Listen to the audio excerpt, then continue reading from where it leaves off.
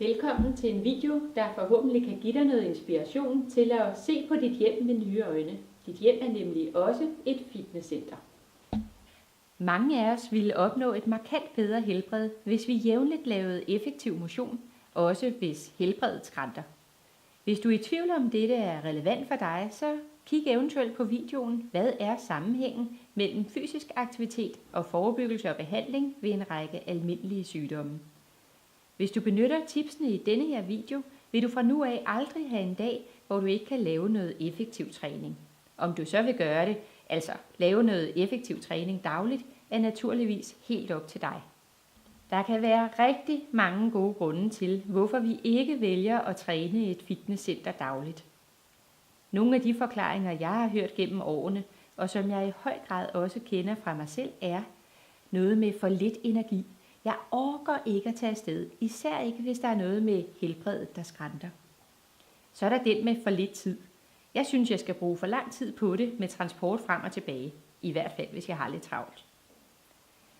Det sociale behov kan også være en undskyldning for ikke at tage afsted, fordi jeg gider jo ikke lige være social i dag. Jeg vil hellere hygge mig derhjemme. Så er der det med vejret. Vejret kan vi bruge som undskyldninger til mange ting her i Danmark. Vejret er simpelthen tit for dårligt til, at jeg tager afsted. Det kan både være for koldt, for varmt, for blæsende, for glat eller for vådt. Pyha, der er rigtig mange gode grunde til ikke at komme afsted. Forfængelighed kan også være en af de grunde til, at jeg eller andre ikke går i fitnesscenter. Det kan være, at jeg simpelthen ikke har lyst til, at andre ser mig, når jeg ikke er fit for fight.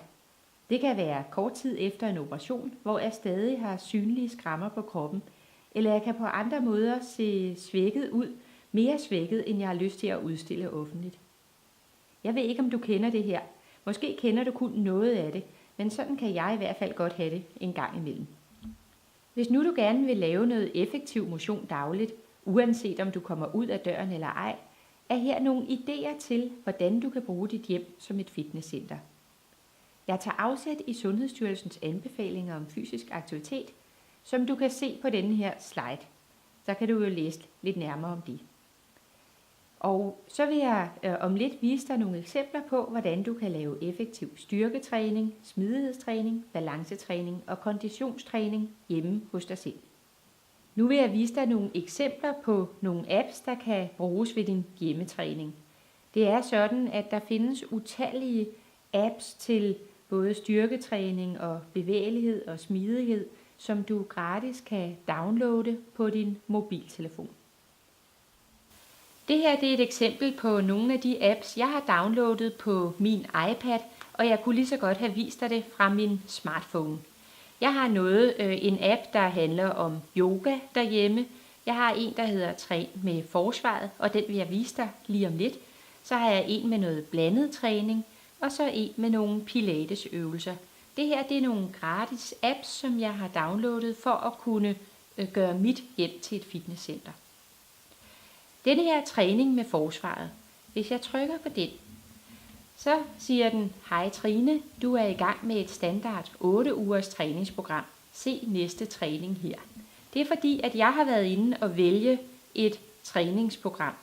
Men det er ikke det, jeg vil vise dig her. Det behøver man nemlig slet ikke at gøre. Jeg kan vælge selv blandt forsvarets øvelser. Og jeg skal lige sige, at når der står forsvarets øvelser, så er det ikke kun til soldater. Det er bestemt udviklet til os almindelige mennesker, der bare har lyst til at blive stærkere igen, få lidt bedre styrke og kondition. Så jeg trykker på denne her med øvelser, så er der helt konkrete øvelser inden for. Det her det er et eksempel på nogle af de apps, jeg har downloadet på min iPad, og jeg kunne lige så godt have vist dig det fra min smartphone. Jeg har en app, der handler om yoga derhjemme. Jeg har en, der hedder Træn med forsvaret, og den vil jeg vise dig lige om lidt. Så har jeg en med noget blandet træning, og så en med nogle pilatesøvelser. Det her det er nogle gratis apps, som jeg har downloadet for at kunne gøre mit hjem til et fitnesscenter. Denne her træning med forsvaret. Hvis jeg trykker på den, så siger den, hej Trine, du er i gang med et standard 8 ugers træningsprogram. Se næste træning her. Det er fordi, at jeg har været inde og vælge et træningsprogram. Men det er ikke det, jeg vil vise dig her. Det behøver man nemlig slet ikke at gøre. Jeg kan vælge selv blandt forsvarets øvelser. Og jeg skal lige sige, at når der står forsvarets øvelser, så er det ikke kun til soldater.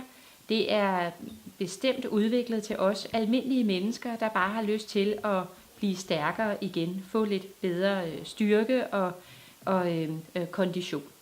Så jeg trykker på denne her med øvelser, så er der helt konkrete øvelser inden for noget med at styrke ens core, som det hedder, og konditionstræning, styrketræning og cirkeltræning.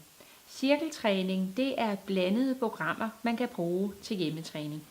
Lad mig prøve at vise dig, hvordan det kan være. Jeg trykker på cirkeltræning og vælger så cirkelprogram 12 minutter. Det er sådan, at de siger, det er et let cirkeltræningsprogram, men det kan jo også være et godt sted at starte, hvis man har været ude for noget med helbredet, der gør, at man ikke er helt fit for fight. Og man kan se her en liste over knæløft, og de forskellige øvelser her, de er her nedenunder. Så hvis du vil træne muskel- og knoglestyrke hjemme hos dig selv, kunne du for eksempel gå ind på den her træning med forsvaret, men der er også rigtig mange andre muligheder. Det samme gælder træning af smidighed.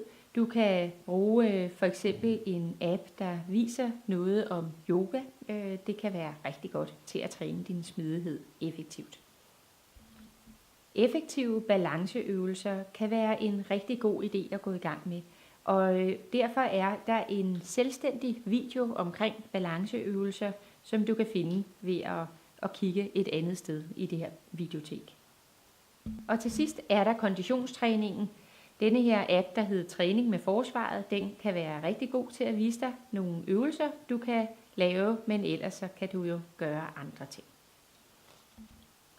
Nu har jeg fortalt om træning, du gør derhjemme, hvor du gør dit hjem om til et fitnesscenter. Men i virkeligheden, så er det jo sådan, at meget træning er også rigtig effektiv, hvis du tager ned i et rigtigt fitnesscenter. Det er sådan, i rigtig mange kommuner, så har man nogle ganske gode tilbud om gratis træning. Og her har jeg vist dig et eksempel fra Københavns Kommune. Det er sådan, at i forebyggelsescentrene i København, der kan du faktisk få gratis motionstilbud.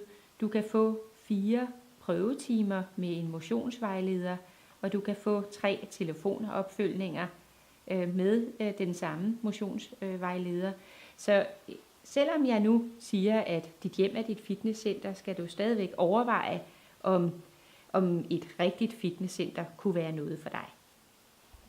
Det er naturligvis altid dig, der bestemmer, hvordan det er bedst for dig at passe på dig selv. Jeg håber, at denne video har givet dig inspiration til, hvordan du kan gøre dit hjem til et fitnesscenter, eller alternativt prøve træning af i et fitnesscenter, om det så er en del af de kommunale tilbud eller et af de private tilbud. Det er naturligvis altid op til dig, hvordan du passer bedst muligt på dig selv, når der er sket noget med dit helbred. Jeg håber, at den her video har givet dig lidt inspiration til, hvordan du kan gøre dit hjem til et fitnesscenter, eller alternativt, at du har lyst til at prøve nogle af de tilbud, der er, både kommunalt og i privat regi i det område, hvor du bor. Tak fordi du lyttede.